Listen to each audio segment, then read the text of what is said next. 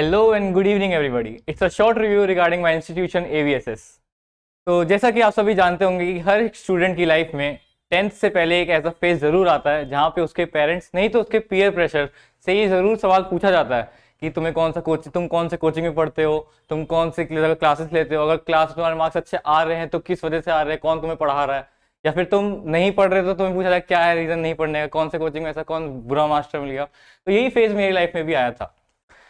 और ये फेज जब आया था तो मेरे पास ज़्यादा चॉइसेस थी नहीं मेरे पास कोचिंग सेलेक्ट करने की, क्योंकि सब जगह यही फैशन था कि जो सबसे पॉपुलर होगा वहीं पे जाना अच्छा रहेगा। लेकिन ऐसा नहीं था, क्योंकि कहते हैं ना जो सबसे ज़्यादा दिखता है वही सबसे ज़्यादा बिकता है, ऐसा नहीं था।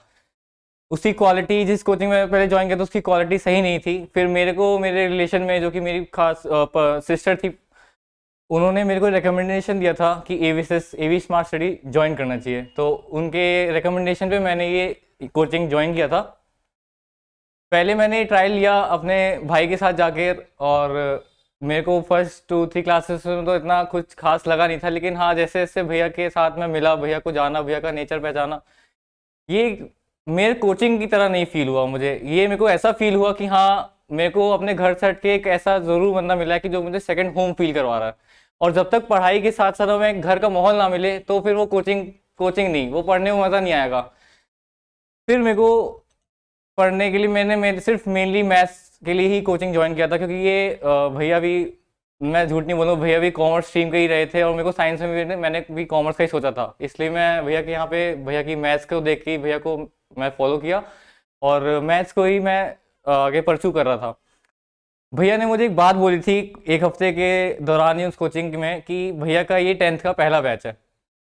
और भैया ने कहा था कि आज तक मैंने अपने एवीएसएस में काफ़ी 100 में से 100 धुरंधर निकाले हैं जो कि 12th में लाए थे, लेकिन 10th का कोई भी ऐसा बैच नहीं था जिसमें कोई भी बच्चा 100 में से 100 लाया हो। तो भैया की वो बात मेरे दिमाग में रह गई कि अगर कोई नहीं लाया तो वो काम क्यों ना मैं पहले करूँ, क्यों ना वो पहला बंदा मैं बनूँ कि 10th का पहला बैच का 100 में से 100 बच्चा मैं ही निकलूँ।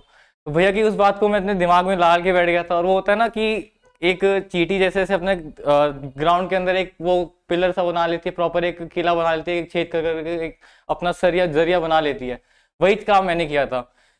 मैं मस्ती मजाक में बहुत अच्छा था, मतलब मैं हर काम में मतलब चाहता मैं कुछ भी, मैं कोई ऐसी चीज़ छोड़ता ना करूँ। लेकिन हाँ, मुझे ये था कि ये टारगेट पूरा करना है, कुछ भी करें मुझे करना ही करना है। जैसे जैसे एग्ज़ाम करीब आने लगे, कोविड भी आया उस टाइम पे, लेकिन मैंने कोचिंग बीच में छोड़ा भी, लेकिन मैंने भैया का साथ नहीं छोड़ा था। भैया की कही हुई बातें मैं ऐसे नोट कर रखा करता था कि लोगों को लगे हाँ ठीक है नहीं पढ़ रहा, चिल कर रहा है, लेकिन हाँ मैं भैया की बातों को बहुत अच्छे से फॉलो करता था। वही करते करते सेमेस्टर 1 भी था, सेमेस्टर 1 में मेरे 40 आउट ऑफ 40 आए थे भैया के बदौलत। और इसका मैं पूरा क्रेडिट भैया को ही दूंगा, क्योंकि एक मैथ्स एक ऐसा सब्जेक्ट है जिसका सबसे बड़ा फियर सिर्फ बच्चों के दिमाग में रहता है। वरना मैथ्स एक एज पर भैया एक पजल है, पजल को अगर समझ के सॉल्व कर लो तुम्हें डर बिल्कुल नहीं लगेगा। वही काम मैंने किया था, जिसमें मेरे सेमेस्टर 1 में फुल आए थे, और सेमेस्टर 2 जिसमें मेरे फिर से 40 आउट ऑफ 40 आए थे, जिसमें मैंने टारगेट, वो भैया का पहला बैच का पहला स्टूडेंट था मैं, जिसमें 10th में से मैं 100 ऑन 100 का स्कोर लेके आया था। अब आता है कोचिंग की सक्सेस सबसे ज़्यादा मेनली डिपेंड करती है उसकी पॉपुलैरिटी, ना कि उनके बच्चों के एक्चुअल बच्चे जो पढ़ा रहे हैं। कहते हैं ना जो बिजनेस होता है उसका मेन भगवान होता है कस्टमर। तो कोचिंग का ऑब्वियसली बात है उनके स्टूडेंट जो पॉजिटिव रिव्यू देंगे, ऑनेस्ट रिव्यू देंगे, उसी की बच्चों के रिव्यू पर डिपेंड करता है कि कोचिंग का सक्सेस रेट क्या चल रहा है। मार्केट में तुम कितनी होर्डिंग एडवर्टाइजमेंट लगा लो, कुछ भी करवा लो, लेकिन सक्सेस रेट तब तक नहीं पता चलेगा जब तक बच्चों का ऑनेस्ट रिव्यू क्या है और रिजल्ट क्या आ रहा है एक्चुअल में। अब ये रिव्यू फैलने से जितना फैलाओगे मार्केट में वो बच्चे ही कर सकते हैं, तुम जितने होर्डिंग लगवा लो उससे कुछ नहीं होने वाला। यही काम मैंने किया। मैंने सोचा कि अगर मैं अपना अच्छा ऑनेस्ट रिव्यू लेके आगे जाऊंगा, अपने दोस्तों को मैंने रिकमेंड किया इस कोचिंग के बारे में, लेकिन लोगों ने यही होता है कि 10 में से आप 9 लोग तो मजाक ही उड़ा के, लेकिन मैंने उन पर ध्यान नहीं दिया। मैंने फिर भी इस कोचिंग को बहुत रिकमेंड किया अपने फ्रेंड्स को। और अब जब 2 साल की जर्नी मैंने और आगे बढ़ चुकी, मैं 3 साल से एवीएसएस के साथ जुड़ा हुआ हूँ अभी भी। अब मेरा लास्ट स्टेज आ चुका है, यहाँ पे 12th बोर्ड्स में 1 महीने रह गया। मैंने अपने फ्रेंड्स को अभी रिसेंटली काफ़ी वीडियोस एंड प्लेलिस्ट शेयर की थी, काफ़ी कॉन्सेप्ट की, जो कि 12th में बच्चे अब मैथ्स को लेके इतना प्रभावित हो चुके हैं कि अपने बाकी सब्जेक्ट से फोकस कर ही नहीं पा रहे। मैथ्स उनके दिमाग में ऐसा कीड़ा डाल के बैठ गया है कि वो सोच रहे कि अब मैथ्स अगर नहीं हुआ तो मैं बोर्ड फेल हो जाऊंगा। लेकिन मैंने अपने फ्रेंड्स को मोटिवेट करने के लिए उनको कहा कि अगर कुछ भी नहीं करना, अगर तू मैथ में होप हार ही रहा है तो एक बार मेरी कई हुई वीडियोस देख ले।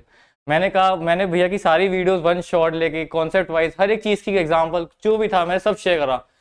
और उन बच्चों के ऑनेस्ट रिव्यू यही आए कि हम लोग बस एक ही चीज़ कहनी है कि हम लोग को रिग्रेट है कि मैंने तेरी बात 2 साल पहले नहीं मानी। ये कोचिंग मैंने ज्वाइन कर लेना था, ना कि 500-600 रुपए के चक्कर में किसी और कोचिंग पर पॉपुलैरिटी देख के ज्वाइन किया। जो वर्थ होती है वो सिर्फ बच्चों के ही थ्रू पता लगती है, कितनी भी एडवर्टाइजमेंट कुछ भी कर लो वो नहीं पता लगेगा कि कोचिंग की एक्चुअल वर्थ क्या है। तो वो मैंने फैलाने की बहुत अच्छी कोशिश करी और यही जाना कि एवीएसएस सही मायने में बच्चों को गाइड करता है। और ऑनेस्ट रिव्यू यही होगा मेरा कि जितना ज़्यादा भैया साथ देते हैं इन सब सब्जेक्ट्स में डर हटाना, क्योंकि किसी सब्जेक्ट का डर हटा जाता है तभी वो सब्जेक्ट पढ़ा जा सकता है, और वो काम भैया फर्स्ट डे करते हैं।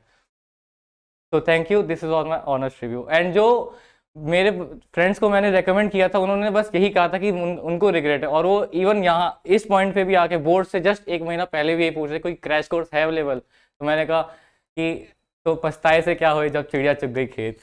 Thank you.